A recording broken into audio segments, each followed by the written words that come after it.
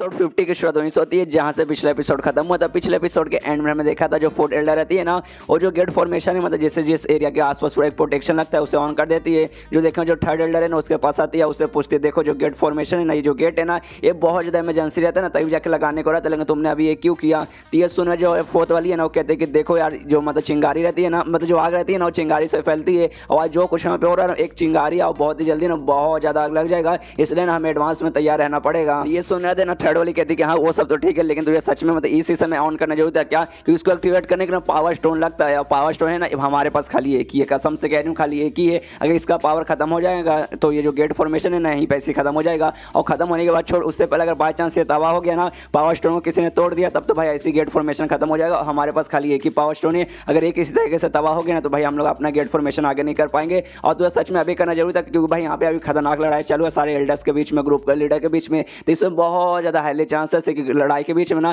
जो power stone है ना, उस पर भी अटैक चल जाए, वो भी टूट सकता है। ये सुनने का देना, यहाँ पे फोर्थ वाली बोलती है देख यार हम ये करना जरूर पड़ेगा, क्योंकि भाई देख यहाँ पे लड़ाई वगैरह चालू हो चुकी है, और बहुत घमासान लड़ाई चालू हो चुकी है, और बाई चांस जो हमारे दुश्मन वगैरह है, स्पेशली जो ब्लीच टेम्पल है, उनको मालूम चलेगा कि हाँ भाई उनके बीच में लड़ाई चालू हो गई, सारे लीडर्स ग्रुप लीडर आपस में लड़ाई करे, तो इसका लोग फायदा उठा लेंगे, देखें कि हाँ भाई इनके बीच में लड़ाई चालू है, सब वीक हो चुके होंगे, इसलिए अपने स्ट्रॉन्ग बंदे को लाएंगे, हम पे हमला करेंगे और हमें खत्म कर देंगे। इसलिए भाई ना ये गेट फॉर्मेशन ऑन करना जरूरी है, ये गेट फॉर्मेशन ऑन रहेगा ना तो कोई भी अंदर नहीं आ पाएगा। तो ये सुनने के बाद है ना, स्टार्ट वाली कहती है कि हाँ वो सब तो ठीक है, काफ़ी अच्छे से ठीक है, लेकिन बाई चांस मान ले कि अगर ये खत्म हो गया, इसका पावर खत्म हो गया, उसके बाद क्या नहीं कोई आ सकता, क्योंकि भाई एक ही हमारे पास स्टोन है, उसका पावर खत्म हो गया, तो उसके बाद गेट फॉर्मेशन अपने आप बढ़ जाएगा, तो उसका जो दुश्मन है तो ऑटोमेटिकली मतलब अंदर आ ही जाएंगे। ये सुनने देना, थर्ड वाले बोलते देख तुझे उसके बारे में टेंशन लेने कोई जरूरत नहीं, कसम से कह रही हूँ टेंशन लेने की कोई जरूरत ही नहीं है, क्योंकि भाई ये जो पावर स्टोन है ना, एक पावर स्टोन आराम से 1 से 2 दिन चल जाएगा, और 1 से 2 दिन आराम से चल जाएगा, उसने बीच में जो भी लीडर्स वगैरह जो भी मतलब एल्डर्स है ना, आपस में लड़ाई कर लेंगे, और इसके बाद मान ले कि हाँ भाई 1 दिन हो गया, पूरा पावर इसका खत्म हो गया,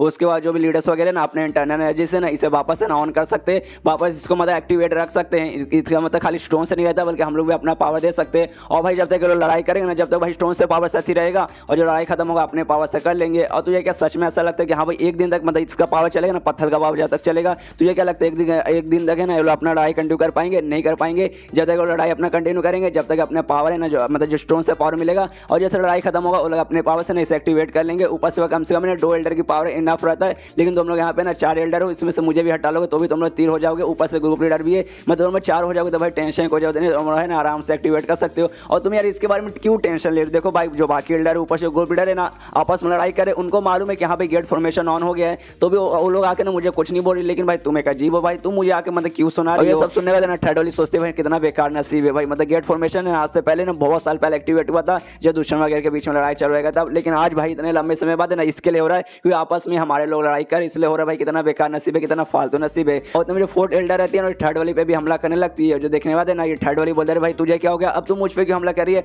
और मेरे साथ तेरी कौन सी दुश्मनी निकल गई। तो ये सुनने वाले ना थर्ड वाली बोलते भाई भूल गई, बहुत साल पहले तूने एक मेरे स्टूडेंट को चुरा लिया था, तो आज जब सारे एल्डर्स के बीच में लड़ाई चालू है, तो क्यों ना भाई मैं भी अपना बदला निकाल लूं। यहाँ जो थर्ड वाली रहती है ना, वो भी हमला करने के लिए तैयार हो जाती है, और कहती है वो स्टूडेंट भाई, वो स्टूडेंट को मैंने नहीं तुझसे चुराया था, वो स्टूडेंट ना खुद मेरे पास आया था, मैंने तुझसे कसम से कह रहा हूं मैंने उसे नहीं चुराया था, वो अपनी मर्जी से मेरे पास आया था। और यहाँ पे फिर वो हमला करने लगती है, फोर्थ वाली हमला करने लगती है, चिल्लाते हुए साली झूठ बोल रही है, वो कभी तेरे पास नहीं आया था, तूने उसको ना अपनी तरफ अट्रैक्ट किया था, अपने बॉडी से, अपने ना उससे अपने फिगर वगैरह से तूने अट्रैक्ट उसे किया था, अपने लस्ट से उसे अट्रैक्ट किया था, इससे तेरे अंदर ऐसा कुछ नहीं था कि तेरे पीछे आए। और दोनों के बीच में ऐसी लड़ाई चालू हो जाता है, आपस में एक दूसरे को बुरा वाला बोलते रहते हैं कि कमीनी साली कुत्ती साली है वो, और इन दोनों के बीच में यहाँ पे झगड़ा चालू हो जाता है। उसके बाद ऐसी सारा का लड़ाई चालू कंटिन्यू है, वहाँ पे फर्स्ट एल्डर और second Elder versus group leader, वहाँ पे थर्ड और फोर्थ वाले के बीच में लड़ाई चालू है। और ऐसी जब लड़ाई चालू है, उसके बाद सीनशिप होता है शायान पे, और शायान है जो हमने देखा था पिछले चैप्टर में, जो भी लड़कियां थी ना अफेक्शन प्रिविलॉन की, सब इसके पीछे पड़ी, लेकिन जैसे तैसे ना उनसे जान बचा के ना थोड़ा सा दूर आ जाता है, और सोचते कि हाँ भाई फाइनली इतने लंबे समय बाद उस लड़कों से मुझे छुटकारा मिल गया। अरे यार वो लड़कियों के बीच में रहना भाई देखो सबको पसंद रहता है, मुझे भी ऐसा पसंद है, लेकिन भाई जब उनके बीच में ऐसा लगता है ना यार, तो मुझे ऐसा लगता है कि भाई वो सब जबरदस्ती में ऐसा करेंगे, सीधे मेरे पे कूद जाएंगे, थोड़ा सा मतलब ऐसे अनकंफर्टेबल फील करता हूँ। इस तरह उतनी सारे लड़कों के बीच में भाई मुझे जाना, स्पेशली उन लड़कों के बीच में जाना थोड़ा सा समझ रहे हो ना भाई, मुझे गड़बड़ लगता है, इसलिए भाई उनसे जितना दूर हो ना उतना ही फायदा रहेगा। और तभी सोचते कि हाँ भाई चलो काफी लंबा समय हो चुका, सारे लीडर्स वगैरह ग्रुप लीडर ना आपस में लड़ाई कर रहे, तो भाई मुझे शायद उनके पास जाना चाहिए। और तभी उन्होंने गेट फॉर्मेशन के एकदम पास आया था, तो उसका ध्यान है ना गेट फॉर्मेशन की तरफ भी जाता है, और देखता है अच्छा भाई ये हो गेट फॉर्मेशन, मैंने इसके बारे में सुना है, बहुत ही ज़्यादा कमाल का है, इसके जरिए ना कोई भी अंदर का बंदा, यानी हम लोग है ना बाहर जा सकते हैं, लेकिन बाहर से कोई भी है ना अननोन बंदा नहीं आ सकता, और अपने जो बंदे ना वो बाहर से अंदर आ सकते हैं, लेकिन अननोन बंदे जो दुश्मन स्पेशली है ना वो लोग अंदर नहीं आ पाएंगे। तो मतलब काफ़ी ज़्यादा कमाल का, लेकिन जिस हिसाब से मैंने सुना कि सच में उतना पावरफुल है, मैंने ये भी सुना कि अटैक वगैरह को भी रोक ले, तो क्या सच सच में अटैक को रोक सकता है। इसे अपना जो फिंगर स्वॉर्ड है ना उसे एक स्वॉर्ड रे चलाता है और हमला करता है। तो जैसे हमला करता है ना, जो गेट फॉर्मेशन रहता है ना उसका स्वॉर्ड रे को ऑब्जॉर्व करता है। तो शयन भी देखते हैं कि हाँ भाई सच में जिस हिसाब से मैंने सुना ना ये उतना ही कमाल का है, इसने तो मेरे पूरा अटैक को मतलब ऑब्जॉर्व कर लिया, सच में कमाल का, ये हमारी प्रोटेक्शन पक्का करेगा। लेकिन फिर सोचते हैं कि नहीं भाई चलो अभी ग्रुप लीडर के पास जाना है, उन पर मुझे ध्यान देना है, वरना ये सब के चक्कर में तो हो सकती है वो मुसीबत में आ जाएगी। इसे ना वापस है ना ग्रुप लीडर के पास जाने लगता है। लेकिन तब उसका ध्यान है ना उसकी बीबी क्यून की तरफ जाता है, जो कि गेट फॉर्मेशन है ना उसके बाहर निकल के ना बाहर कहीं जाने की कोशिश कर रही थी। और शयन का ध्यान भी ना क्यून की तरफ जाता है और यहाँ पे शयन भी सोचता है भाई इसको क्या होगा, भाई ये बाहर क्यों जा रही है, इसलिए ना वो भी उसका पीछा करता है। और मन ही मन सोचता है कि हाँ भाई मुझे ऐसा लग रहा है शायद यही धोखेबाज है, ये शायद हमें धोखा दे रही है। लेकिन मैं भगवान से मतलब प्रार्थना करता हूँ कि नहीं यार ये धोखेबाज ना निकले, अगर ये धोखेबाज निकल गए तो जो मेरा प्लान है ना पूरा प्लान मेरा खराब हो जाएगा। मतलब शयन का यहाँ पे कुछ ना कुछ प्लान है, वो क्या है हमें आगे मालूम चलेगा। तो ये भी क्यून को वहाँ पे पीछा करने लगता है, ये भी गेट फॉर्मेशन के बाहर निकल जाता है। तब मालूम चलता है कि नहीं जो क्यून है ना कोई धोखेबाज वगैरह नहीं है, वो यहाँ पे अपनी नौकरानी के चक्कर में आई थी। उसने अपने नौकरानी को ना केक लाने के लिए बाहर भेजा था और केक लाने गई थी, लेकिन उसको आने में बहुत ज़्यादा टाइम लग रहा था। इसलिए गेट फॉर्मेशन से ना बाहर निकल के नौकरानी के पास जाती है, उसको ऐसे थोड़ा सा मारती है और कहती है तुझे मैंने समझाया था ना खाली जो केक रहा उससे लेके आ जाना, लेकिन तो इतना टाइम तुझे कैसे लगा। तो ये सुन रहे थे ना नौकरानी बोलती कि हाँ हाँ मालकिन मारिए मत क्या ना मुझे ना एक पाउडर भी लाना था, वो मैं पाउडर लेने चल गई, उसमें थोड़ा सा टाइम लग गया। सुन रहे थे ना क्यों बोलते अच्छा कोई बात नहीं ठीक है चलो जो था मतलब हो गया, अब हम लोग वापस चलते मतलब ग्रुप के अंदर चलते कि शॉर्ट फॉर्मेशन है ना मतलब ऑन हो गया, इसके बाहर है ना अभी सेफ नहीं है। तो ये सुने नौकरानी बोलते क्या शॉर्ट फॉर्मेशन वो क्यों ऑन हुआ भाई, वो तो मुसीबत के टाइम पे किया जाता है ना। तो ये सुना देना क्यों बोलते हैं हाँ क्योंकि मुसीबत आ चुका है, जो भी ग्रुप लीडर और जो एल्डर्स है ना आपस में लड़ाई करे जिसमें पूरी तबाही मच चुकी है और जो बाहर दुश्मन वगैरह ना शायद उनको मालूम चल चुका है और लोग आके अंदर हमला ना कर दे, जिसने ना गेट फॉर्मेशन ऑन हो गया, इसलिए हमें भी अंदर जाना चाहिए। अगर हम लोग ना बाहर रहेंगे तो हम लोग बिल्कुल भी सेफ नहीं रहेंगे। नौकरानी को लेकर ना जाने लगते, लेकिन तभी सामने ना शयन प्रकट हो जाता है और क्यून से कहता है अच्छा क्यून मेरी चोरी चुपके से तुम केक मंगा के केक खाने का तुम्हारा प्लान है, चलो मुझे भी केक दो। और उसके माने में रहता है कि नहीं भाई जो क्यून है ना धोखेबाज नहीं है, बल्कि उसको अपने नौकरानी का टेंशन था, उससे वो ढूंढने आए थे। चलो मतलब लड़की ठीक ही है, सबकी परवाह करती है। और तब यहाँ पर लेकिन जो क्यून रहती है ना गुस्से में आ जाती है और शयन से कहती है क्या मतलब तुम यहाँ पे क्या करो, कहीं तुम मेरा पीछा कर रहे हो क्या। तो ये सुनने का ना शयन कहते क्या पीछा, नहीं मैं बिल्कुल भी पीछा नहीं कर रहा हूँ, मैं तो बस यहाँ पे ऐसे घूम रहा था, तब मुझे ना मतलब तुम्हारे पे नजर गया, मैं देखा तुम कहाँ जा रही हो, तब मालूम चला अरे तुम तो यहाँ पर आई थी चोरी चुपके से केक मंगवा के केक खा रही हो। एक गलत बात यार, मैं तुम्हारा पति हूँ, मुझे भी तुम्हें केक मतलब मुझे भी देना चाहिए था यार केक, अकेले तुम कैसे खा सकती हो। सुनत क्यों कहती क्या तूने मुझे छोटी बच्ची समझ ही रखा क्या, सच में तो ऐसा लगे तू कुछ भी बोले तो मैं विश्वास कर लूंगी। इसके बाद अपने नौकरानी को बोलते कि हाँ फिलहाल के जाओ मुझे इससे कुछ बात करनी है, इसलिए ना अपने नौकरानी को भेज देती है। तो उसकी नौकरानी वहाँ से चल जाती है। यहाँ पे शयन देखता हूँ कहता है यार तुमने उसे भेज दिया, मतलब तुम्हें मेरे साथ अकेले में क्या करना है, अच्छा तुम्हें वो सब करना यार, कैसी मतलब हवस वाली लड़की हो यार, मतलब तुम्हें ऐसे खुले जंगल में आराम से तुम्हें यहाँ पे करना, मतलब ऐसे टाइम पे तुम्हें ये सब करना है। ये सुनने के बाद ना क्यों कहते देखो यार मेरी मास्टर यानी ग्रुप लीडर बाकी अल्लाह के पीछे लड़ाई चालू, इतना घमासान लड़ाई चालू है और तुझे मजाक सोच रहा है भाई, तुझे मालूम ना मुझे ये सब नहीं करना। और उससे कहता है मतलब शयन से वो कहती है कि देखो मुझे लगता है जो मेरी मास्टर यानी जो ग्रुप लीडर है तुम्हारे बीच में ना कोई ऐसा सीक्रेट वगैरह है, तुम ना कुछ मुझसे छुपा रहे हो, प्लीज मुझे सच बता दो। तो ये सुनने वाला ना शयन कहता अच्छा तुम तो बहुत स्मार्ट निकल गए, तुम्हें मालूम चल गया क्या, लेकिन यार मैं तुम्हारा पति हूँ, अपने पति से ऐसे बात नहीं करनी चाहिए, मैं तुम्हें कुछ नहीं बताने वाला हूँ। तो ये सुनने वाला ये भी सोचती है कि उनकी लगता है कि नहीं ये कुछ बताने वाला है और बहुत ज़्यादा जाके ना सीधे शयन से चिपक जाती है, कहते हैं प्लीज़ मेरे प्यारे पति प्लीज़ मुझे बता दीजिए। देखिए अगर आप मुझे बता देंगे ना तो आज रात मैं आपको ना बहुत ज़्यादा सुकून दूंगी, बहुत ज़्यादा प्लेजर दूंगी। हाँ मुझे मालूम है आपके पास है ना आपका हथियार नहीं है, लेकिन बिना आपके हथियार का ना मैं कसम खा के कह दूँ ना आपको मैं बहुत ज़्यादा सुकून दूंगी। ये सुनने देना शयन कहते एक सेकंड तुम बहुत ज़्यादा ओवर एक्टिंग करी हो, सब करने की कोई जरूरत नहीं है।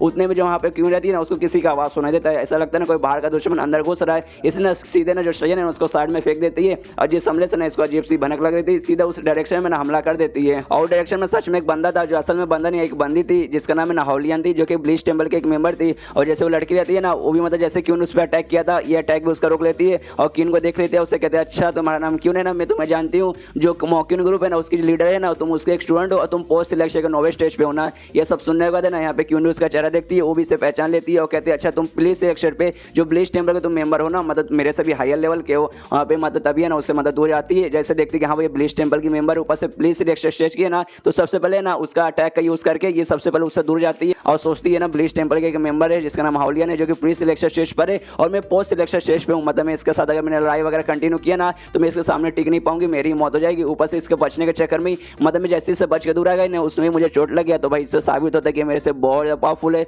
तो मैं इससे लड़ नहीं पाऊंगी। अगर ये ब्लीच टेम्पल की मेंबर है और यहाँ पर आ गई तो इसका मतलब है ना इसकी जो लीडर है ना ब्लीच टेम्पल जो लीडर है ना वो भी ऑफकोर्स यहाँ पर आ चुकी रहेगी अपने साथ बाकी ना प्री सिलेक्शन के यानी स्ट्रॉन्ग बंदे को लेकर। तो जितना जल्दी हो सके ना मुझे अपने मास्टर को जाके यानी ग्रुप लीडर को जाके ना मुझे बताना पड़ेगा कि हाँ ब्लीच टेम्पल के मेंबर आ चुके वो बहुत ही जल्दी ना यहाँ आने वाले रहेंगे, इसलिए ना भाग के ना गेट फॉर्मेशन के अंदर जाने की कोशिश करती है, अपने ग्रुप लीडर के पास जाने की कोशिश करती है और उसके मन में रहता है कि हाँ मैं तो भाग कर चल जाऊंगा, लेकिन शयन शायद तो पीछे ही रह जाएगा, वो इतना तेज नहीं भाग पाएगा। लेकिन सोचती कि नहीं यार फिलहाल कि मुझे अपनी जान बचानी पड़ेगी, मैं आगे पहुंच जाएगी तो पीछे पीछे वो भी भी आ जाएगा। लेकिन उसका ध्यान जाता है जो शयन है ना, इससे पहले बहुत ज़्यादा आगे भाग चुका है, इससे बहुत ज़्यादा तेज स्पीड से वो भाग रहा है। उसके बाद सीन होता है शयन पे, जो कि भाग के ना गेट फॉर्मेशन के अंदर आ जाता है। वो आने के बाद खुश है कि हाँ भाई अच्छा मुझे मौका मिल गया, मेरी पागल बेबी है ना उस औरत के साथ लड़ाई करने लग गई थी, जिसका मुझे काफ़ी अच्छा टाइम मिल गया था भाग के इसके अंदर आने का, वरना यार वो मेरी बीबी उसके सामने नहीं टिक पाएगी तो भाई मैं कहाँ से टिक पाऊंगा। उतने में जो क्यों रहती है वो भी भागते हुए जाती है और सीधे शयन पे गुस्सा करती है और चिल्लाती तेरी साली हिम्मत कैसे हुई, मतलब मैं उसके साथ लड़ाई कर रही थी, वो मुझ पर हमला करी थी, ये नहीं कि उस समय ना आके मेरे को मतलब मेरी मदद करे तो सीधा भाग के इसके अंदर आ गया।